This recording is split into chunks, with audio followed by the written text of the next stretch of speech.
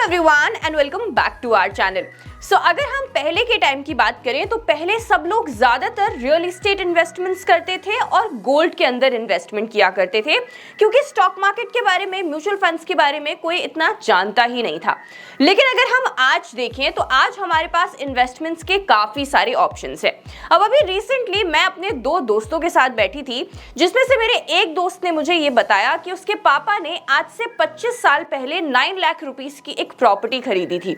उसके पापा ने इस प्रॉपर्टी को 2000 के अंदर खरीदा था और आज यानी कि 2024 के अंदर उसकी वैल्यू 90 लाख रुपीस है। नाउ मेरा दोस्त इस चीज से काफी ज्यादा खुश था और उसने मुझसे ये कहा कि क्योंकि उसके पापा ने आज से 25 साल पहले सिर्फ 9 लाख इन्वेस्ट करके आज 90 लाख बना लिए हैं, तो वो भी रियल एस्टेट के अंदर ही अपनी इन्वेस्टमेंट्स करना चाहता है। वहीं अगर मैं बात करूं अपने दूसरे दोस्त की, तो उसने मुझे बताया कि उसकी मॉम ने 2007 में एक नेकलेस लिया था which was worth ₹25,000, लेकिन आज उसकी वैल्यू 70,000 रुपीस हो चुकी है। चलिए आज इस वीडियो में हम ये जानते हैं कि मेरे ये दोनों दोस्त, पहला जिसको रियल एस्टेट इन्वेस्टमेंट करनी है क्योंकि उसके पापा ने रियल एस्टेट में इन्वेस्ट करके इतना सारा पैसा बना लिया, और दूसरा दोस्त जो कि ये कह रहा है कि उसे तो गोल्ड में इन्वेस्ट करना है क्योंकि उसकी मॉम ने गोल्ड में इन्वेस्ट किया था इन 2007 और आज उसकी वैल्यू इतनी ज्यादा हो चुकी है। अब देखिए, आज की अगर हम बात करें तो रियल एस्टेट के अंदर इन्वेस्ट करना इतनी आसान बात नहीं है, क्योंकि रियल एस्टेट लगातार काफी ज्यादा महंगा होता जा रहा है इंडिया के अंदर। The prices of real estate properties are surging whether we talk about commercial real estate और रेजिडेंशियल रियल एस्टेट। लेकिन आज के टाइम पे जब हमारे पास स्टॉक मार्केट और म्यूचुअल फंड्स में इन्वेस्ट करने का इतना ईजी तरीका है, तो मेरे ये दोनों दोस्त रियल एस्टेट और गोल्ड में इन्वेस्टमेंट क्यों करना चाहते हैं? तो देखिए, मेरा पहला दोस्त जिसने ये बताया कि उसके पापा ने 9 लाख रुपीस की प्रॉपर्टी खरीदी थी, उसे इस चीज से काफी ज्यादा खुशी थी कि आज उसकी वैल्यू 90 लाख रुपीस हो चुकी है। लेकिन अगर मैं उसे रियलिटी चेक दूं और उसे ये बताऊं कि उसके पापा ने अगर ये 9 लाख रुपीस उस टाइम पे इंडियन स्टॉक मार्केट के अंदर इन्वेस्ट करे होते तो आज वो कितने हो जाते, तो शायद उसके होश उड़ जाएंगे। अब इस चीज को चलिए मैं आपको समझाती हूँ using a CAGR calculator. Now अगर आपको नहीं पता कि CAGR कैलकुलेटर क्या होता है, तो CAGR का मतलब होता है कंपाउंडेड एनुअल ग्रोथ रेट, और इससे हमें ये पता चलेगा कि 25 इयर्स के अंदर उसके पापा ने जो 9 लाख रुपीस 2000 में इन्वेस्ट करे थे, जिसकी वैल्यू 2024 में 90 लाख हो गई, उसका कितना CAGR निकल कर आता है, मतलब कितने परसेंट रिटर्न उसके पापा को उस प्रॉपर्टी से मिला with in the time frame of 25 years. तो चलिए एक CAGR कैलकुलेटर के ऊपर इस कैलकुलेशन को करते हैं। अब आप ये CAGR कैलकुलेटर इजीली इंटरनेट पर किसी भी वेबसाइट पे फाइंड कर सकते हैं।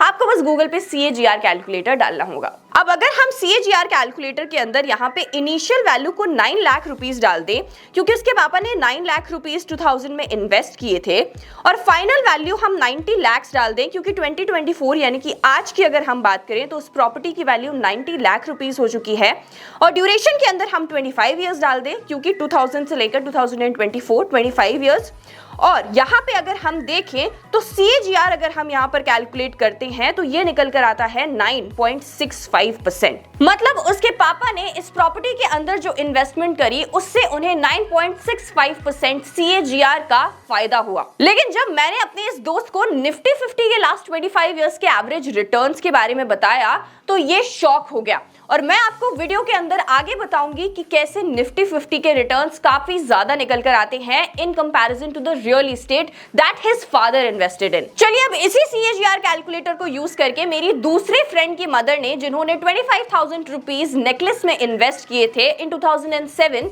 जिसकी वैल्यू आज 70,000 रुपीस हो चुकी है, उसके CAGR को कैलकुलेट करते हैं। तो यहाँ पे इनिशियल वैल्यू के अंदर हम 25,000 डाल देंगे, फाइनल वैल्यू के अंदर 70,000 डाल देंगे, और ड्यूरेशन 2007 से 2024 हम 17 इयर्स डाल देते हैं।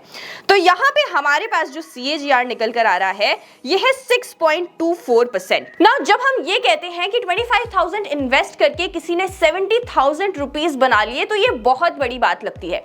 लेकिन जब हम इसी चीज को कैलकुलेट करते हैं यूजिंग अ CAGR कैलकुलेटर, तो हमें एक्चुअली पता चलता है कि कितने की इन्वेस्टमेंट पे कितने रिटर्न्स मिले हैं। यानी कि मेरी दूसरे फ्रेंड की मदर को अपनी ज्वेलरी के ऊपर कितने रिटर्न्स मिले, 6.24% के। अब इसके अंदर अगर हम इन्फ्लेशन को भी कैलकुलेट करें, यानी कि अगर हम इन्फ्लेशन को भी लेके चलें जो कि उस टाइम पे 5.5% के लगभग था, तो हमें ये पता चलेगा कि मेरे फ्रेंड की मदर जिन्होंने ज्वेलरी के अंदर इन्वेस्ट किया था, उन्हें जो रिटर्न्स मिले हैं वो इन्फ्लेशन को भी ढंग से बीट नहीं कर सकते। अब अगर मैं निफ्टी 50 के लास्ट 25 इयर्स के CAGR की बात करूं तो इट इज अराउंड 14 to 15%। तो चलिए मान लेते हैं कि 14.5% निफ्टी 50 के लास्ट 25 इयर्स का एवरेज CAGR है। अब अगर इसी रेट ऑफ रिटर्न को मैं अपने दोनों फ्रेंड के पेरेंट्स की इन्वेस्टमेंट के ऊपर using a CAGR calculator calculate करूं तो आइए देखते हैं कि कितना रिटर्न निकल कर आएगा। तो अगर 9 लाख रुपीस मेरे फ्रेंड के फादर ने स्टॉक मार्केट में इन्वेस्ट किए होते 2000 के अंदर, जिसमें उन्हें 14% का रेट ऑफ रिटर्न मिलता for the time span of 25 years, तो उसकी फाइनल वैल्यू आज 2 करोड़ रुपीस 38,15,724 होती। तो मेरा ये फ्रेंड जो कि अपने फादर के 9 लाख रुपीस के रियल एस्टेट इन्वेस्टमेंट से काफी ज्यादा खुश था जब मैंने उसे ये बताया कि अगर उसके फादर ने यही 9 लाख रुपीस स्टॉक मार्केट के अंदर इन्वेस्ट किए होते तो उन्हें कितना रिटर्न मिलता इन 25 इयर्स, तो ये जान के वो शॉक हो गया। अब देखिए, बहुत लोग इस चीज पर डाउट करेंगे कि निफ्टी 50 ने on an average last 25 years में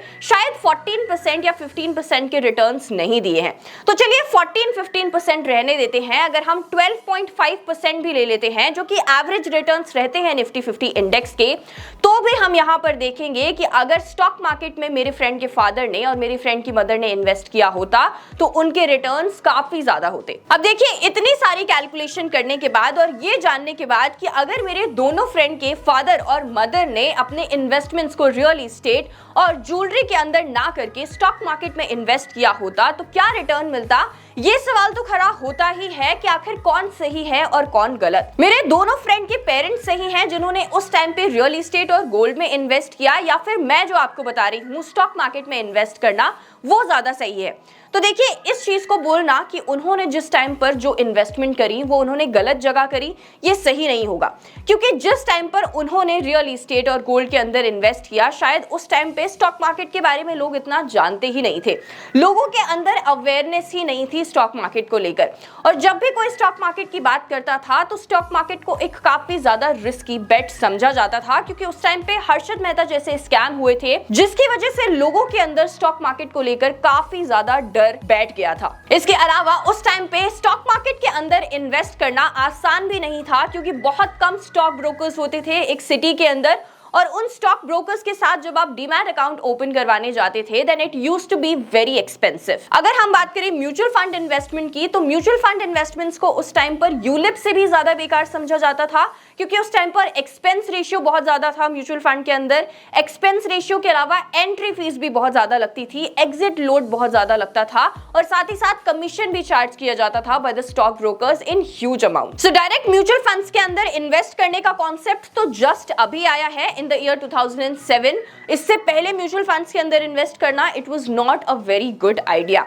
अब आज की अगर मैं बात करूं तो आज स्टॉक मार्केट में इन्वेस्ट करना काफी ज्यादा आसान है। आपको सिर्फ एक डीमैट अकाउंट ओपन करना पड़ता है जिसमें आपको कुछ डिटेल्स फिल इन करनी है, केवाईसी को अपडेट करना है और आपका डीमैट अकाउंट रेडी हो जाता है। That too you are doing it for free. तो आज के टाइम पे स्टॉक मार्केट में इन्वेस्ट करना बहुत ज्यादा कन्वीनियंट हो गया है, बहुत ज्यादा इजी हो गया है। तो मेरे वो दोनों दोस्त जो कि ये समझ रहे थे कि उनके पेरेंट्स ने क्योंकि उस टाइम पे रियल एस्टेट में इन्वेस्ट किया, गोल्ड में इन्वेस्ट किया और उनको इतने अच्छे रिटर्न मिले, तो उन्हें भी रियल एस्टेट और गोल्ड में इन्वेस्ट करना चाहिए। तो देखिए, ये बात सही नहीं है, क्योंकि आज के टाइम पे गोल्ड इन्वेस्टमेंट और रियल एस्टेट इन्वेस्टमेंट से बेटर रिटर्न्स आपको स्टॉक मार्केट दे रहा है। तो क्यों आप अपना पैसा गोल्ड और रियल एस्टेट में लगाना चाहते हो?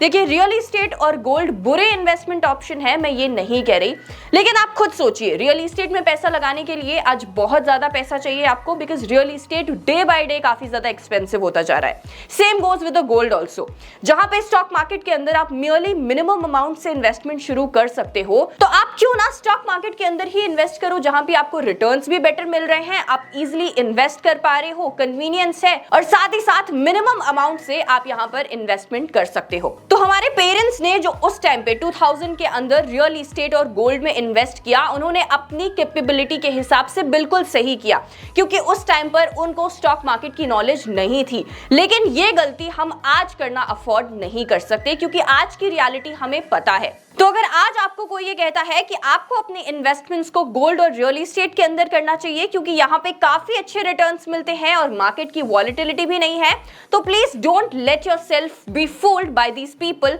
और आप अपने डिसीजन को सोच समझ कर लीजिएगा। आप जरूर एक CAGR कैलकुलेटर का यूज करिएगा और एक्चुअली कैलकुलेट करके देखिएगा कि जिन इन्वेस्टमेंट्स की वो बात कर रहे हैं वो एक्चुअली कितना रिटर्न दे रही हैं। बाकी आप अपने गोल्स और फाइनेंशियल ऑब्लिगेशंस के हिसाब से अपने इन्वेस्टमेंट ऑप्शंस को चूज कर सकते हैं। हालांकि आपको इस चीज का ध्यान रखना चाहिए कि आप कितना रिस्क ले सकते हैं। वीडियो पसंद आया हो तो प्लीज इसे शेयर कर दीजिएगा। ऐसी और वीडियोस के लिए keep watching our channel. Thank you so much for watching. I will see you in the next video.